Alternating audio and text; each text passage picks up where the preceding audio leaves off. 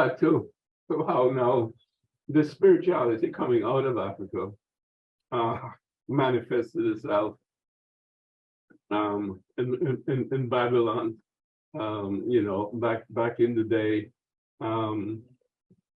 with the Hebrews, and let's revisit maybe how the Hebrews got started. Were they the Hyksos, who were maybe shepherds or from Eastern Egypt or the Near East, who were living in northern Egypt, northern Kemet, shall we say, and over time sort of took over part of the government, because they never really took over Egypt, and there was never really any battle. But let me address that. Let me address that. Go ahead, please. Here's the problem, sir. This is the most controversial topic. And the problem is all of the facts are disputed. Yes. And because all the facts are disputed, we don't really have any facts that we can say, okay, we can start with this fact, we can run with this. All right, let me ask you about Appian and Manetho. I know we don't have much of them, but what we have Josephus talking against them. Okay. All right, let's go there. Let's go there. All right. According to Manetho, Egypt was overthrown in the 15th and the 16th dynasties by a group of people called the Hyksos. And these are people coming out of the East, but we don't really know what that means. It could be the Middle East, but we know that when they were kicked out, they went on to build Hiroslima, and Hiroslima is Jerusalem. So there's your link that says they could have been Jews. All right, now, I believe... Are we going to make a distinction between Jews and Hebrews? Okay, let's significant. Okay, let's use Hebrews. Yeah, no. Well said, sir. So here's the thing. I've done a lot of research in trying to reconstruct ancient Egypt's timeline, and the standard theory that ancient Egypt began 3100 BC, and therefore you can cram all 30 odd dynasties. Your starting point is 3100 BC, and your period when the Greeks took over was 332 BC. My research says that's impossible. You can't fit that amount of history into that amount of time. And the idea that there were simultaneous dynasties running through dynasties 13, 14, 15, 16, 17, and simultaneous dynasties 7, 8, 9, 10, and 11, and therefore you can then compress the timeline. My findings are you can't do that. And consequently, Egyptologists have been faking the history of Egypt. They've been faking the timeline. Now, if we stretch the timeline out properly, then it does mean that the Hyksos did indeed rule Egypt unopposed. They were, if they wanted to call themselves the lords of the two lands, my research says that would stand up in court. Yeah. Okay, so the time period, in my research says that the Hyksos were on the thrones between about 2500 BC and 1709 BC. And so that was the time period. 500 and 700? 1709. So that's 800 years? Basically 700 years. They were on the throne for 700 years. Because my thinking about it goes back, it was less than 100 years in my memory. But yeah. Let me explain that. Let me explain that. The idea that it was less than 100 years is Egyptologists faking the funk by squashing dynasties 13, 14, 15, 16, and 17 into a time period that's impossible. In other words, not unlikely, impossible. But because they know that you don't know that, they can do that. Do you see? Yeah. Okay, now, so the question now is where did the Hyksos come from? Now, we know from the record that they ended up in Jerusalem and they ended up building Jerusalem. But does that mean that that's where they came from? Does that mean that when it says people from the East, does it mean the Middle East? all of this stuff I can't prove. All of this, yeah.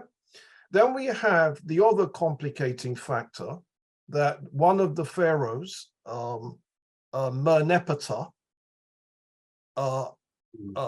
had a monument where he describes beating up what he calls the 9 bows. And the 9 bows are 9 powers in the Middle East. And one of them is Israel. Mm-hmm. And it actually says Israel. And if Merneptah was... Does he say Habiru, right? Yeah, Habiru. Yeah, and then it's then translated as Israel's seed is destroyed. No, Israel is destroyed, his seed is not. Yeah. So the question now then is, if that's true, then how could the Israelites have been in Egypt during the time of his father, Ramesses II?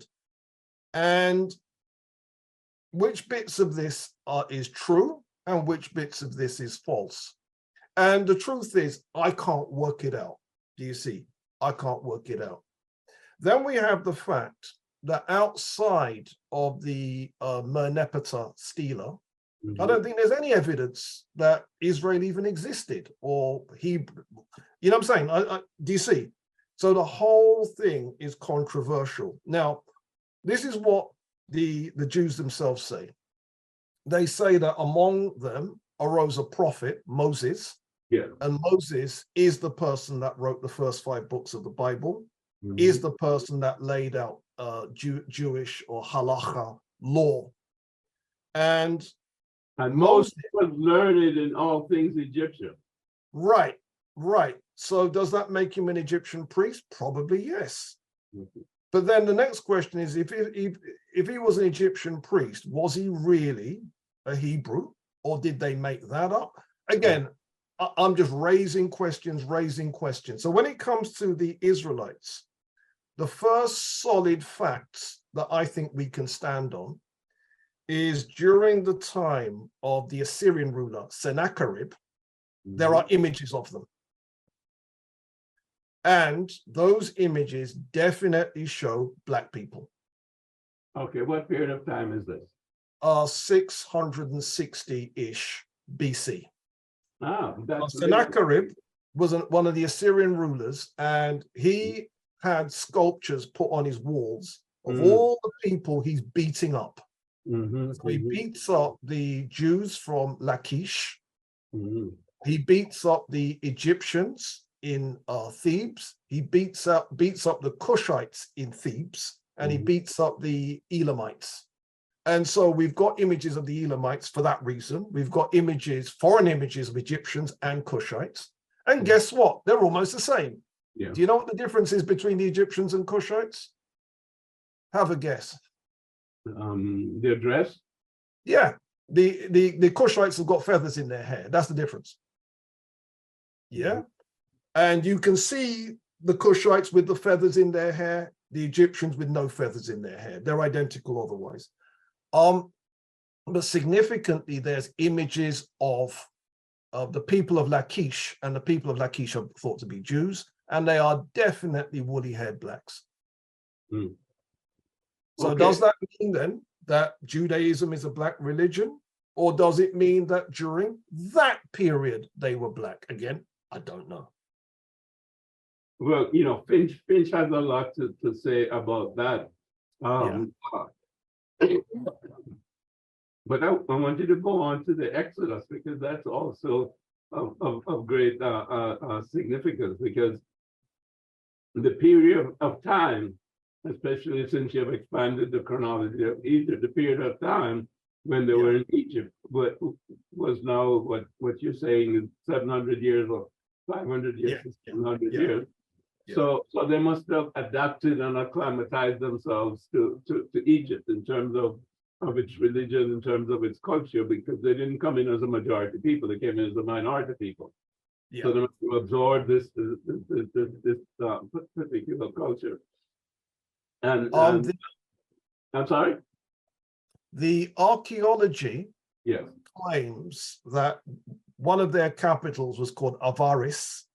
Yes. And in that capital, they were worshiping Baal.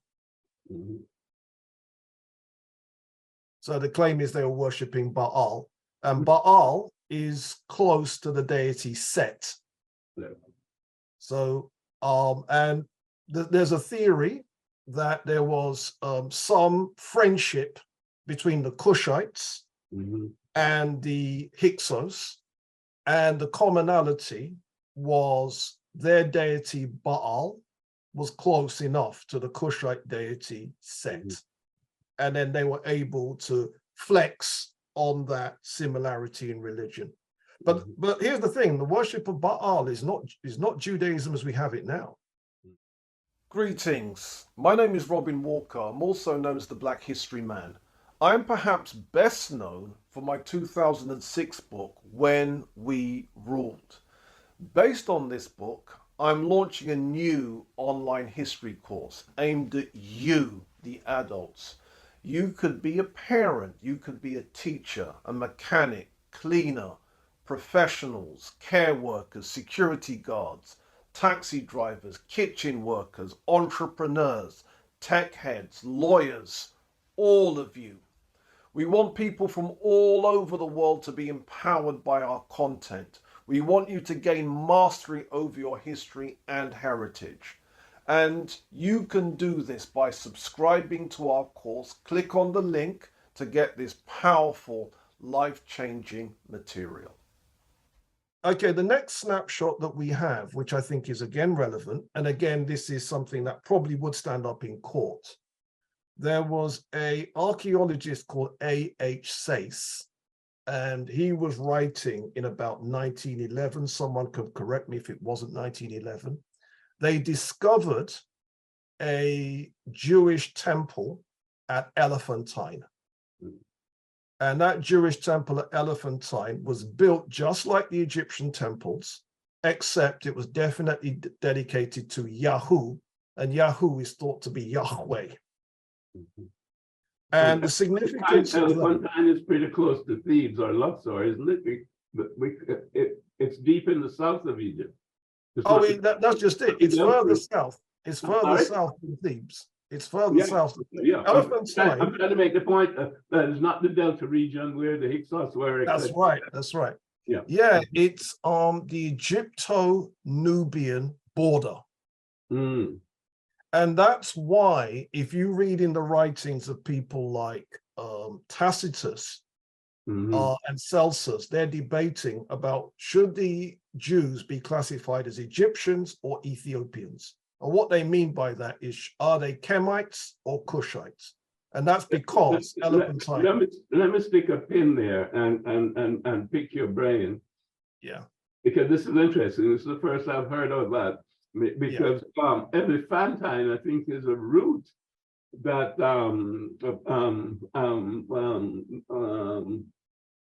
David and Sheba's a son, I think, took that route to take the golden calf in Ethiopia. Yeah. And there's some connection, I can't remember it historically, between, and again, let's bring in Akhenaten into this, because Akhenaten sort of overthrew the religion of Egypt in terms of its basis on Amun-Ra and Ptah, and he sort of worshipped Ra as a symbolic object, as an object as opposed to a symbol of something that was metaphysical.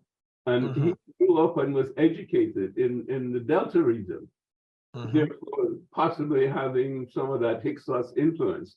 And he was like somebody coming on the throne that was not truly part of the usual thing, shall we say, in terms of Amun-Ra and that kind of situation. So, and he overthrew the religion. And you know, when he was overthrown, and we get into Tutankhamen and so on, and you need to elaborate on that for us. All mention of him was wiped out, you know. And there's a possible similarity between him and Moses. There's a possible similarity with an Exodus that, you know, that the Athenites, if you will, some would have gone north and maybe into Canaan or what have you. Some may have gone into Ethiopia. And that's where folks, or some of the original religious Ethiopians, shall we say, when he took over. They may have gone into Ethiopia. So, then we fast forward to all of these Jewish people being in Ethiopia and being going to Israel. Can you imagine that period? Or tell us something about those historical connections? Yeah, here's the thing. As ever, all of what you've just said is controversial, all of it. But the theories that you've heard, the theories that you've presented are theories that people run with, yeah? So in other words, it's grounded, but the problem is again, the controversy is big. Okay, let's talk about them. Pharaoh Akhenaten certainly was a stronger believer in this idea of one single image of the deity. The scholars say that the name of the deity was Aten, A-T-E-N, and so that's his name, Akhenaten.